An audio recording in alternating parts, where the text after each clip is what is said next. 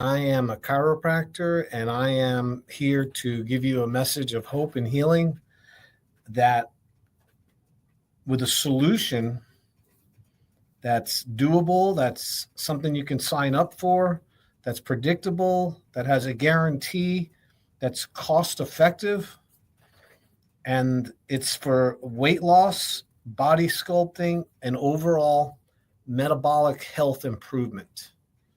And it's quite fantastic.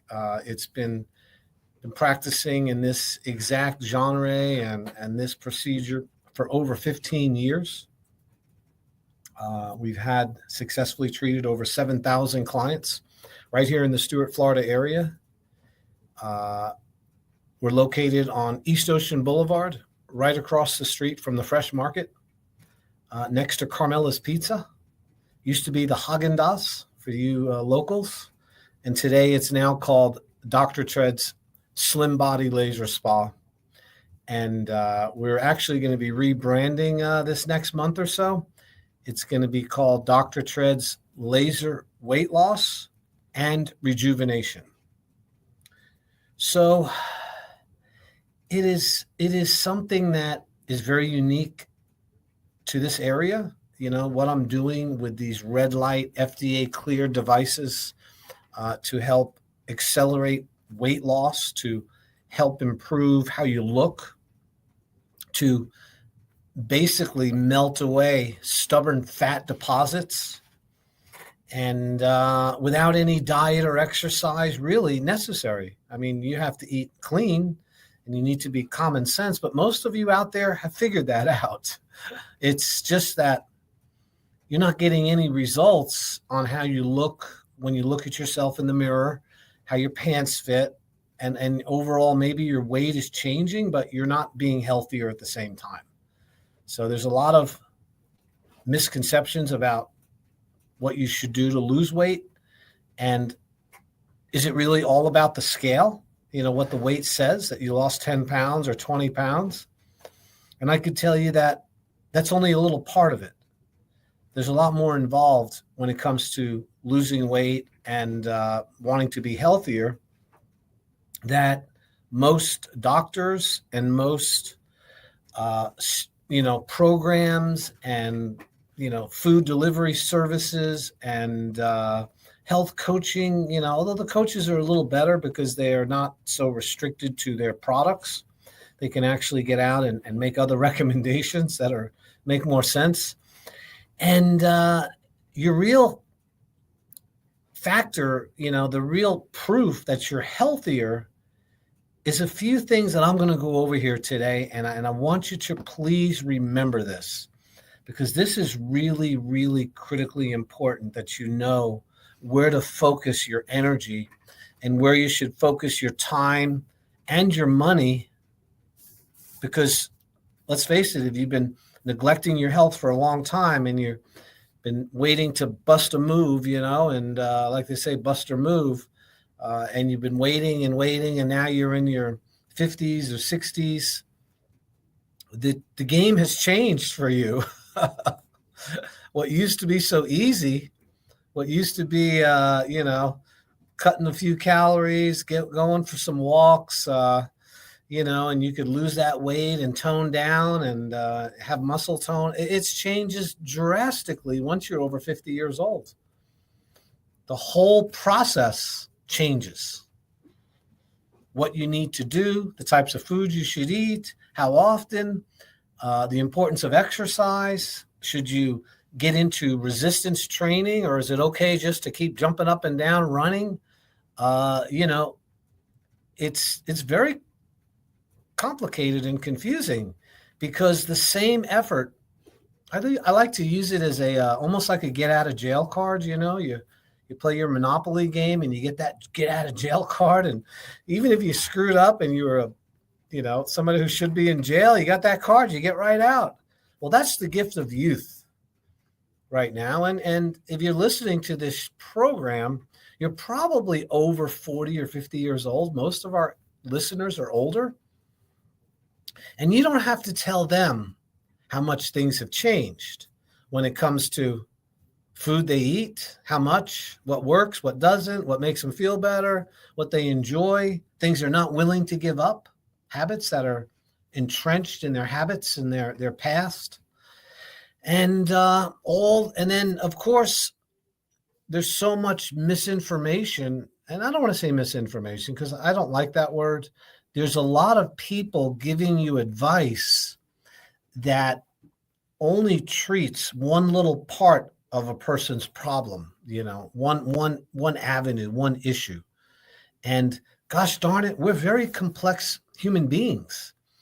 We eat foods, we need to exercise, we need sleep, we need sunlight, we need to ground, to touch the earth. We need the right nutrients. We need the right amount of we need to cut out the radiation from our life, all the electromagnetic radiation devices, the modems and the blue screens. There's so much we're starting to learn about what it is to really be healthy, that if the only tool you have is the scale, when you get up in the morning and you look at that scale and you say, wow, I'm holding my weight, or maybe I've lost weight, but you might have done it unhealthy, ways that are unhealthy, like starving. Although starving is not so bad because we call that fasting, and fasting is a great tool.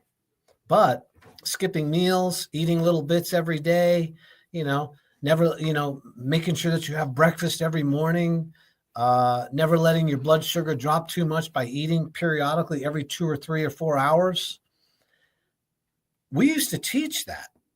And today, the statistics and the science is clear that if you don't go a certain amount of time without eating any food, if you don't go into like a caloric deficient state, which we call fasting, at least every week, you're going to accumulate too much body fat in the form of carbohydrates and in the form of jacking up your insulin levels. And most people are suffering from what we call hyperinsulinemia, too much body fat, but they've never ever trained their body how to burn body fat. So, fat is a gift from our maker to get us through times when we have no food. And your ancestors used to call it winter, right? And if you're lucky enough to make it through winter without starving to death, now 10,000 years ago, 20,000, most of our human population starved to death because they didn't have enough fat when the winter came. And hear me out on this. If you're fortunate enough to make it through the winter, last winter, and still have body fat, that stuff is precious and valuable to your overall wellness and your ability to survive. Because if it wasn't for technological advancements and industrialization and factory farms and the ability to keep things cold and the ability to heat things up, and we live in a food scarce environment, really. The earth, before we decided to make food a business model, it was hard to find food. Your ancestors spent most of their day looking and searching for food and for cleaning water and then making sure that you had that.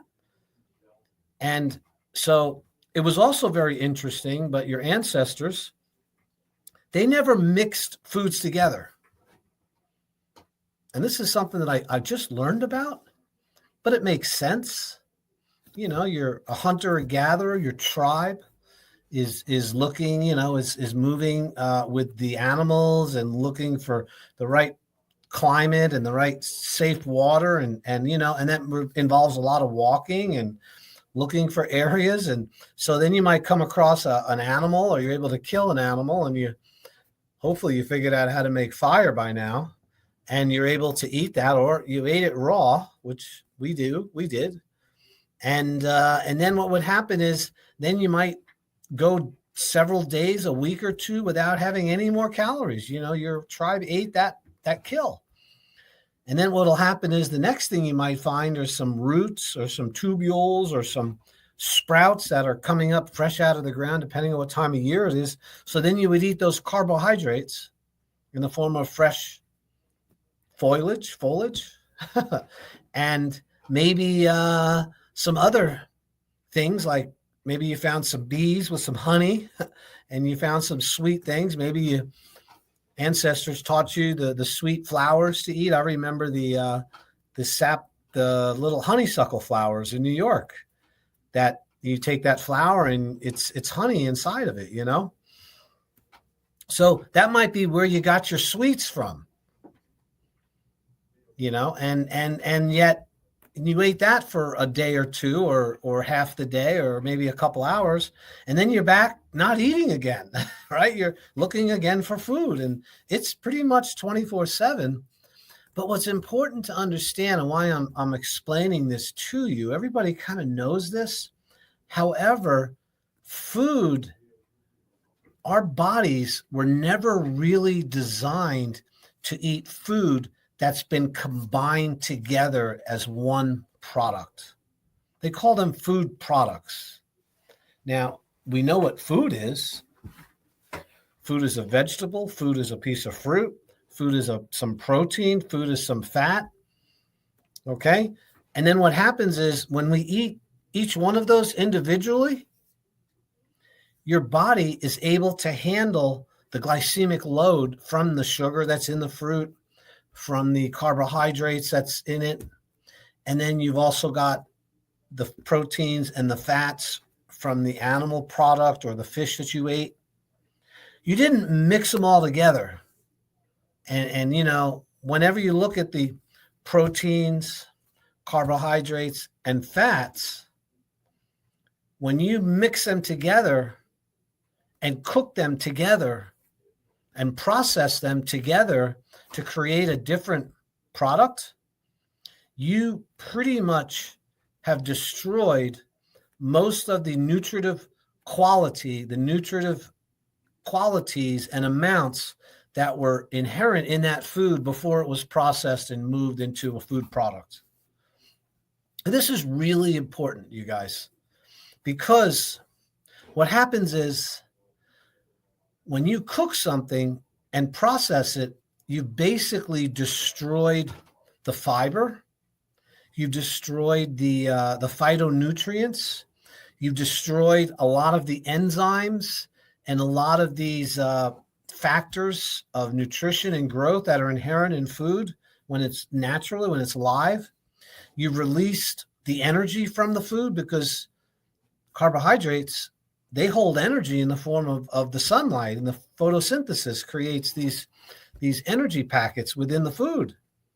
And when we eat raw food and we chew it up and it goes into our system, we're releasing an enormous amount of ATP, this energy that's necessary for life, because the food you ate holds a lot of life in it because it has not been processed.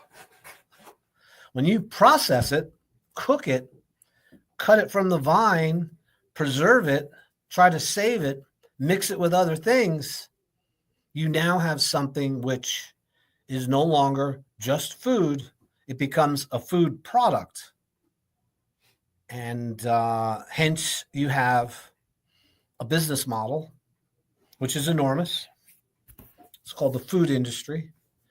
And they've been fighting and arguing and getting patents and creating their own brands, their own food products, which they can then market.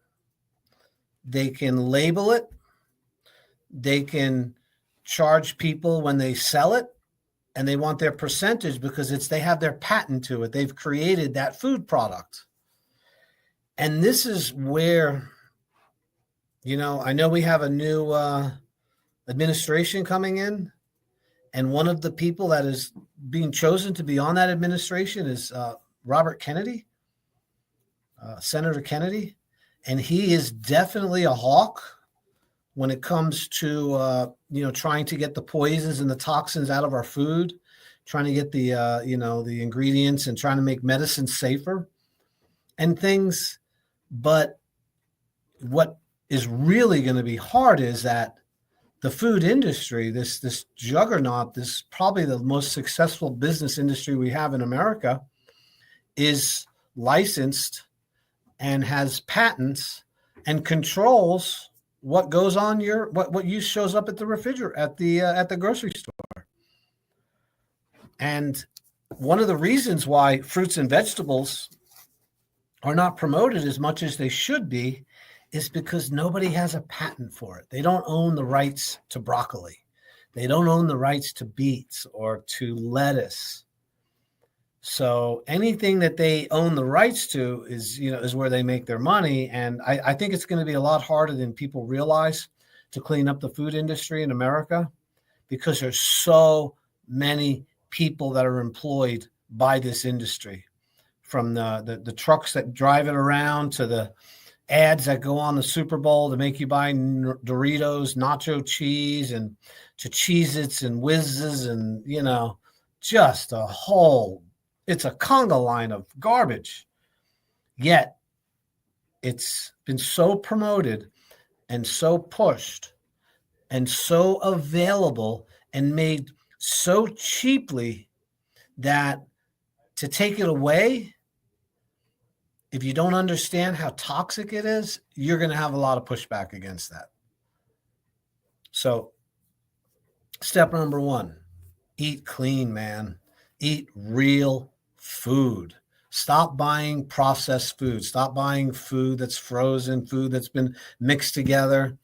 I remember as a youth, the day that they had the Swanson TV dinner. Do you remember that? It was the Salisbury steak was my favorite, and the turkey with stuffing. Okay. Now, when these TV dinners came around, they were put in a piece of tin so you could heat it up in the oven, not in a microwave. Microwaves destroy the quality and the nutrition in food, by the way. Microwaves destroy the nutritive quality that's inherent in foods when you overheat them, by the way. Heating it up in an oven is a much better idea, or even steaming it in a bowl of hot water to heat things up. Use a pot. Try to stay away from that stupid microwave oven, because the energy it uses changes the biochemical structure of water and of the food products, and it changes it. So you put that TV dinner in, it's got a little tin foil on it, you crack it and you put it under the oven, and it's frozen, and it starts to thaw out, and basically you eat it. Now, that was the beginning of processed food for the most part, in my opinion, when it first started coming out more available. And so, however, if you took a TV dinner that was made in the 70s with the Salisbury steak and the gravy and the mashed potatoes that are with it, and maybe a vegetable, those foods are very lightly processed. They did not have, they might have some, some food coloring, and they might have had something to give it a longer shelf life, which is what the additives are. Yet it didn't near come completely what's happening with food products today. They are so overprocessed, and there's so much chemicals and petroleum-based products in our foods that this is a huge source of sickness, disease, ill health, low energy, low libido, and as a result, obesity. And it's really coming from the food you eat. Now, one of the things that it's not as much about exercise. It's really not. It's not much about that you're having a few alcohol drinks or that you like a sweet every now and then. It is the constant, unrelenting consumption of processed food products, because we don't have the time to boil some vegetables. Maybe we should get a steamer. It's better to, we eat food that's been, already been cooked in, these little, I don't know. There's so much processed food. So I'm not trying to beat up too much on it, but I want to give you the first tip: eat real food, man. eat vegetables, eat low sugar fruit, the fruit that occurs in the, fruit has its benefits, but truthfully, there's one reason for fruit, two reasons. One you probably don't know about. One thing is fruit is something which makes fat really fast. You cannot eat a piece of fruit, even a low sugar fruit, without creating two fat molecules. As soon as your body starts to digest that fruit, that grape or that banana or that watermelon or that melon or that plum, it is given to you by God to make fat and give you a little bit of energy. So within a fructose, which is fruit sugar, molecule are two glucoses, two things that are turned into sugar for energy, and two fat molecules that make a triglyceride. Those two triglyceride molecules, along with the glucose, are burned as energy, but those two triglyceride molecules from eating a piece of fruit, they're stored in your liver first. And over consumption of fruit creates fatty liver disease because, again, fructose is split into two molecules. There's two pathways for energy. One is to give you energy so you can think and use your muscles. But the second pathway is to make a little bit of fat so that you can bulk up to go into the winter and not perish in 5 or 6 months of not having any food. It's an automatic process, people. When you eat a piece of fruit, cut it, half of it goes to power your body with glucose. The other half goes into the liver and is turned into a triglyceride. And this is what's leading to fatty liver disease. And once the liver becomes fat, everything becomes fat. Those extra two fatty molecules you're eating when you have fruit, those two molecules are making and storing fat everywhere in your body. And since you're never, ever not eating more, you're eating, you've never gone a whole day without eating, you've never burned any of that fat because you have to go 24 hours without eating any food to burn through the glucose, which is stored by the body in the form of glycogen. And at the 20th hour of not eating, your body actually starts to burn some of that fat that's been accumulated in your liver from your processed foods and your excessive amounts of fruit you're eating. So if you go a second day without eating any food, without eating any calories at all, the next, 24 hours, you haven't eaten. Now you're going into 48 hours.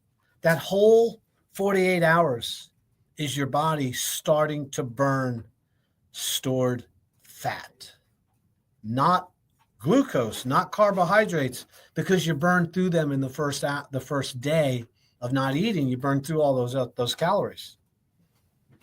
You burn through the glycogen. Now, if you have one morsel of carbohydrate in the middle of this 1 to 2 days of not eating, if you have like a couple peanuts, or you instantly are going to start making glycogen again. You're going to put this whole system back, to the beginning by eating one carbohydrate meal, because you're going to make fat again. You're not going to make fat. You're going to make glucose that's going to go into the liver and store it in the liver. I didn't know this until about 2 or 3 years ago. Was I starting to understand exactly why we're so fat? And the truth is, most people, not most, 90% of our entire population is completely carbohydrate addicted, carbohydrate dependent. And that means to feel better, they need carbs. To not have their blood sugar drop where they think they're, or they're having, sweaty palms, they need carbohydrates to fix themselves. And it's a yo-yo. It's a cycle. up and down, up and down, up and down. And that has to do with insulin. So when you eat a carbohydrate, which is fat or I'm sorry, if you eat a carbohydrate, which is a vegetable or a fruit, you have to require your body to produce insulin to clear the blood sugar. Your body produces insulin. And that insulin goes up. It's as high as the amount of blood sugar you eat. So if you have something which is low in sugar, such as it's not a lot low. Let's say an apple slice, or maybe a tart cherry, or something which is low in sugar, you're not going to get the same insulin spike that you would if you had something which was like a soda or a Snickers bar or a piece of candy or a muffin, like one of these organic muffins full of sugar. And as soon as you eat it, your insulin, your pancreas, which has to clear the blood sugar because blood sugar is toxic and can kill you, it has to go, whoa, oh my God, look at this. Man, it was like 500 calories of just nothing but high fructose corn syrup in that soda you just drank. And your pancreas gets into action. Wow. Squirts out an enormous amount of insulin to try to clear that blood sugar. And when you're younger, it's not a problem. Yeah, so you had a birthday cake, you had a soda, and your insulin went up and then it went down because it had to clear it. But you have youth. You still have muscle tone. You still got good digestive absorption. You're still super active. You're out looking for a mate. You're out having fun. You're running upstairs. All these things are productive. So you don't realize that the sugar you're eating is really over time making you sick. And it is. And then you start getting older and you're not exercising as much. You're not as active as you used to be. You don't have the same amount of perfusion. Your blood supply maybe isn't getting to all the organs and tissues like it used to. You become much more rigid in your choices with food. You don't want to try other things. You don't believe in supplementation because they don't want to, somebody's trying to sell you vitamins you don't think you need. And what happens is that carbohydrates that you stored in your body fat, you still got them. They're not out of your body yet.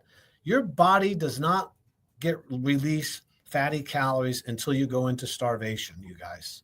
It is a protective mechanism that makes sure that if we were to run out of food in the world, you'd have a chance of surviving until either the next year or food comes back.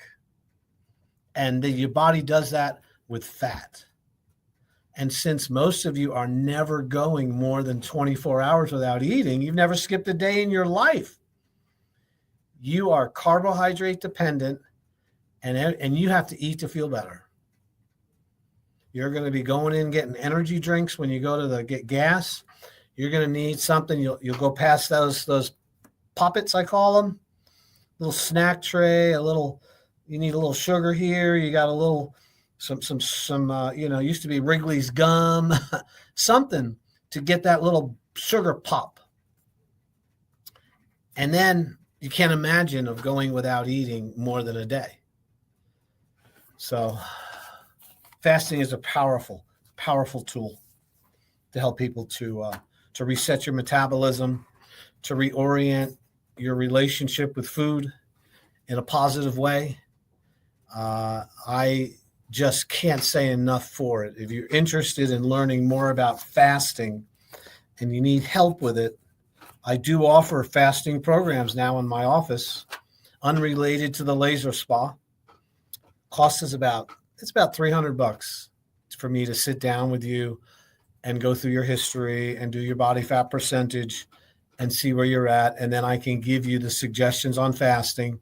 Some people, before they decide to fast, you'll need to get some blood work, because if you have metabolic syndrome, if you're on medications for high blood pressure, high triglyceride, cholesterol, statins, if you're on metformin, glipizide, and you're lowering your blood sugar artificially using drugs, If you've ever had a history of cancer, you want to make sure that your blood work and your metabolism is okay to be able to handle a day or two without eating. Now, I believe you can, 99% of the world, because that's how we were designed to live.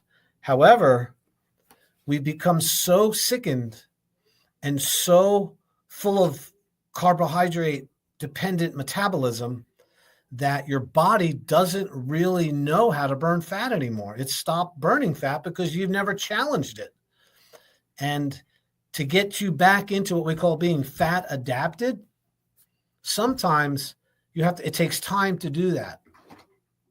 To become fat adapted, if you've never gone a day without eating in your life, and there's probably 80, 90% of you have never gone a full day without eating, what happens is you have to start training your body to utilize visceral fat and fat in a way that benefits the day you decide to go into fasting and really repair your metabolism. And that's why people do this thing called intermittent fasting. Now, intermittent fasting simply means eating one time every 24 hours. And so what most people do for intermittent fasting is they only eat from 4 o'clock to 8 o'clock once a day. So after 8, no food. Go to sleep. Wake up in the morning, no food. You don't eat food until 4 o'clock that day. And then you're going to have a 4-hour window where you eat with common sense. You can overeat actually, but not too much. And eat real food. And what'll happen is in that intermittent time frame, that 20 hours of no food, you're actually going to start burning a little bit of liver fat and a little bit of fat in your system because you run out of the carbohydrates in about 15 hours after not eating food. The carbohydrate that's stored in your liver runs out. And your body needs calories, so it becomes very efficient and it starts finding calories from fat. And then when you decide to go back to eating again, you're going to eat a keto diet. You're not going to eat a normal diet. Carbohydrates are killing you. You better come to terms with that. Most of you are dying from too many carbs.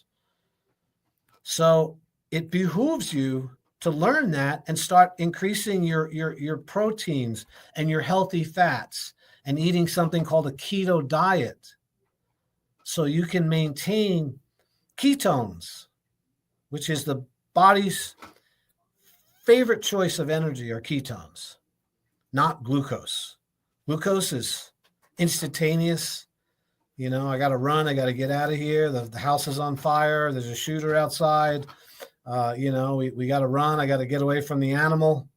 Glucose is king in that, buddy. Let me tell you, nothing's going to get you out of that like glucose does. It feeds the brain and it feeds the muscles. Ketones are fat. Fat's a very different molecule, which is only utilized when you run out of glucose. You don't burn fat if you just skip a meal every now and then. In fact, you're making your body sicker. If you want to burn fat and be sure you're burning fat, you got to go more than 20 hours without eating, guys. Now, a lot of this doesn't mean much to somebody under 50 years old, 20s, 30s, 40s, early 50s. Probably they're not as desperately in trouble metabolically, but something really happens at 50 to 60 years old in humanity where all of these bad habits, these improper choices, these things you thought you could do and get away with, all of a sudden, the chickens come home to roost. And this is where you see people being put on medications. This is where you see people having problems with sexual function. These are the people that are losing hair very quickly. These are the people that are looking older than they should. And these are the people you see showing up at these, with the Ozempic hanging out of their arms, getting shots and injections because they can't change their metabolism. Their body fat's too high. and they've done everything. They think they've done everything, but they've never gone without eating. And now they're on Ozempic, which is not a good idea.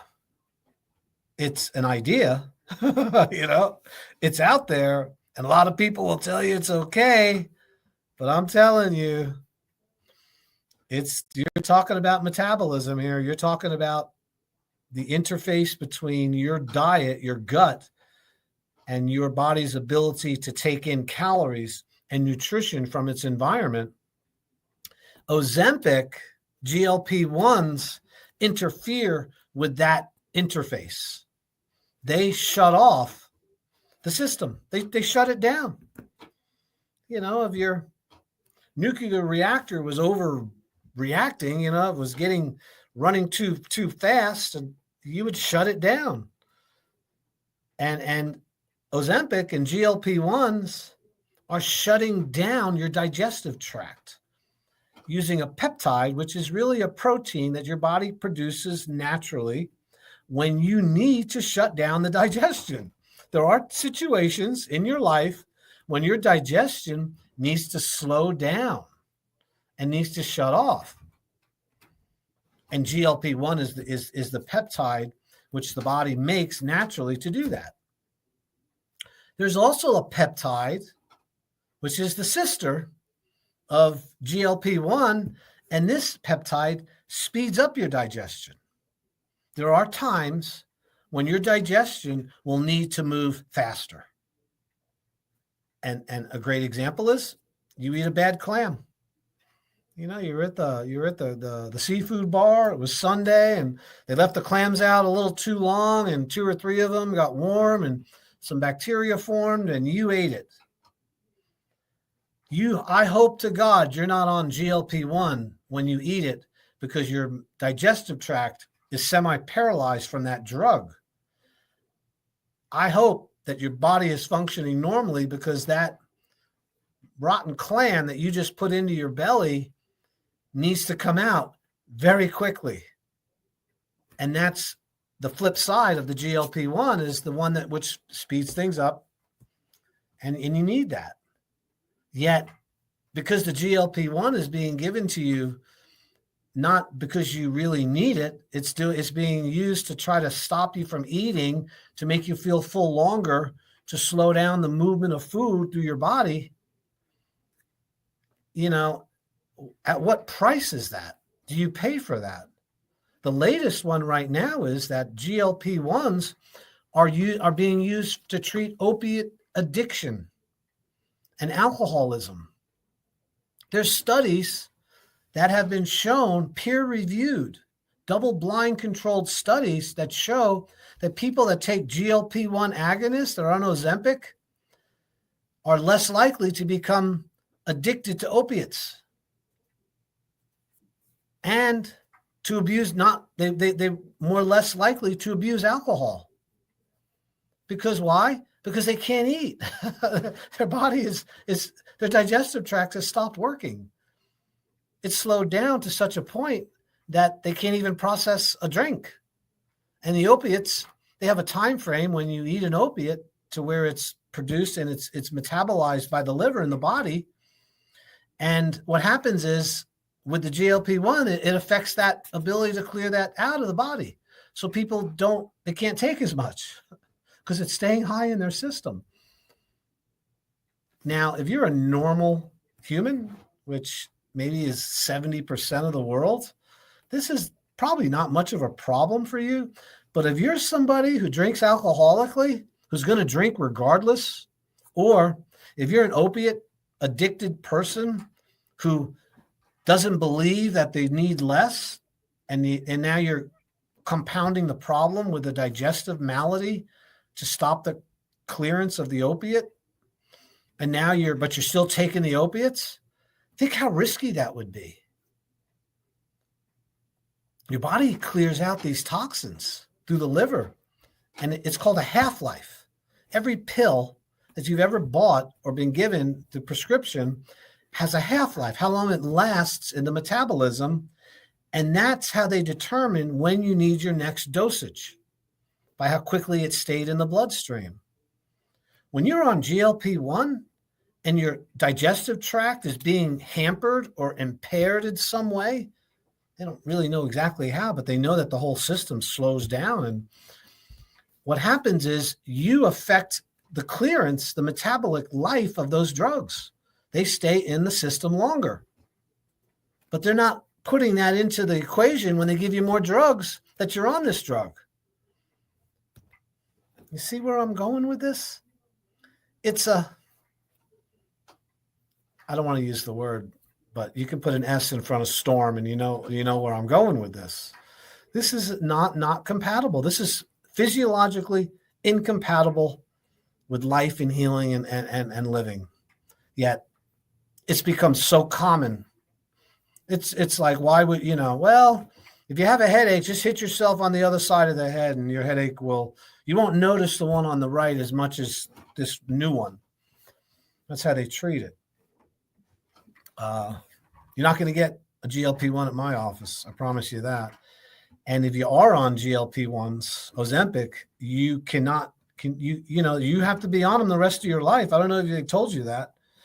And when you get off them, if you're lucky enough to get off and have your digestive tract come back to normal, which a lot of people don't. I've had people come into my office that had been on the Ozempic and been on the Mounjaro, and they still have not been able to have a normal bowel movement 2 to 3 months following the cessation of that drug. 30% of the people that take Ozempic or Wegovy stop within the first 30 days because the side effects are too much for them. 30%. Yet, man, it's like giving away. There's such a line for it. It's incredible. So if you're looking for an option, if you're looking for a solution, and you want to get off the Ozempic, and you need to get your blood sugar under control, you want to get off the drugs, the metformin, the glipizide, you want to start feeling your feet again, which comes from neuropathy, you need a serious metabolic overhaul that begins with food, eating the proper foods, getting the right amount of movement, and also fasting, beginning the onset of fasting, intermittent, and also day-to-day fasting, and the use of red light laser therapy to stimulate metabolic function, to improve your metabolism. Because what this red light laser that we're applying to people's body fat, that red light activates your metabolic pathways. That light is used as energy by your tissues because early in Earth's creation, light powered and still does power everything in our environment, including your mitochondria. And that light is given to us by the sun in the form of red light and near infrared light. Not blue light, not yellow, not green, not purple, not UVA, not infrared. I'm Sarah. Infrared is correct. No ultraviolet. There's one specific wavelength of light, which is very, very beneficial to humans. And that would be red light, 628 nanometers is the nanometer color, right up to about 1,000 nanometers, which would get into the near infrared light spectrum. In fact, infrared has been omitted and has been screened out of all of our lighting fixtures today. I'm sitting here in front of an incandescent light bulb. This is a full spectrum light I'm looking at. Full spectrum means it has all the wavelengths that sunlight has. Full spectrum. It's got the yellows, the blues, the purples. It's got the red. It's got the near infrared. It's got the UVA, UV. It's full spectrum. And what these crazy eco whack jobs have done to try to preserve energy and stop global warming, right? They decided to remove the spectrum, the color that creates heat in light bulbs. Right. So a full spectrum light, you can feel the heat when you put your hand under it, you feel the heat. When you take an LED, by the way, the Japanese scientists that discovered the LED won the Nobel Peace Prize for it. This was like revolutionizing lighting.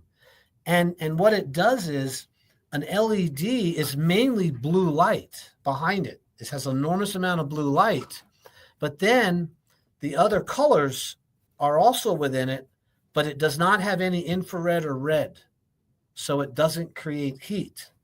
So LEDs in your house are cool. They don't have any heat coming out of them. And you say to yourself, well, that's good. I don't want to waste electricity and generating heat. It makes my house hot. And my air conditioner has to work harder. Well, guess what there, Jocko, super professor? You've just screened out the most beneficial wavelength to your whole body that starts your clocks, that produces immunities, that lowers blood sugar, that helps you sleep, that helps you wake up with melatonin and cortisol. This is all controlled by light, you people. All controlled by light, not LED light, infrared and red light. So this is, these are some new ideas, things you probably never heard of.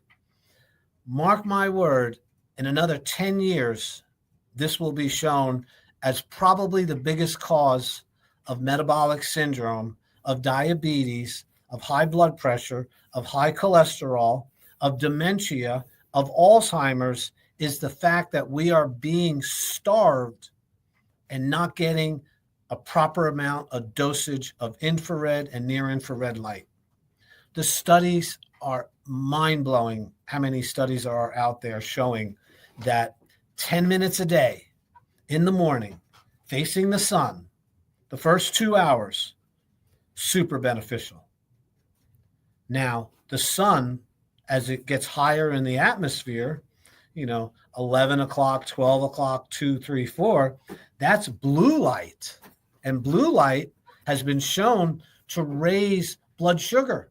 It jacks it up. Blue light creates stress response. It's high energy light. And we want to limit the amount of blue light we get. But that doesn't mean the whole sunlight is bad, because it's not. Every morning, you want to know where Dr. Tread is? 7 in the morning, I'm sitting facing the sun, shirt off, sitting back, just relaxing with my eyes closed. I let that sunlight go in, starts my circadian rhythms, helps my metabolism, lowers my blood sugar. And that's what I practice at the Slim Body Laser Spa. If you want to come in and get your mind filled with a lot of new information, find out why we're making such a dent on metabolic syndrome. I have off of all of my metabolic syndrome drugs. I haven't taken any metformin, no glipizide. They were putting me on insulin, for crying out loud. And I lost weight. I exercised. I cleaned up my diet for the most part. I still couldn't reverse it. Once I started following the red light protocols specifically every day, and also using the red light devices on myself to keep my body fat low, to stimulate collagen production, to keep my blood sugar low, these devices, you can buy them at home. But, you want to get a little knowledge, because there's a lot of charlatans out there too selling LEDs that have no benefit at all. Anyway, I hope I got you excited. Listen, we're having lectures and talks all the time at my office. If you'd like to come in for a free consultation, we're going to do these lunch workshops. I plan on doing them on Thursday from 12 to 2. So from 12 to 2, we're having some presentations on red light, on fasting. And at the end of it all, we're going to have a little lunch served by Carmela's. If you're interested in booking that, it's, you got to qualify by calling us first, and we can schedule you. You can also bring a friend. And that's going to be our latest push every single Thursday From 12 o'clock to 2 is going to be the lunch workshop, and it's open to people. You can come one time, our cost, our fee, and you can't do it twice because otherwise you'd be there for lunch all the time. Anyway, we love you. We appreciate you all and everyone that's been listening and following me online. I hope that I hope I didn't ramble too much. I have a lot of stuff. I got pages of stuff here that I should be reading. I didn't look at any of it, okay, you guys? This comes from my heart. It's Dr. Tread's Slim Body Laser Spa, 772-223-5885. Just go to Dr. Tread on your Siri and hit it and say, Dr. Tread Slim Body. It'll give us our number. Come on down. We're on East Ocean, right across from the Fresh Market. I will see you next week. God bless. And remember, get your light in the morning.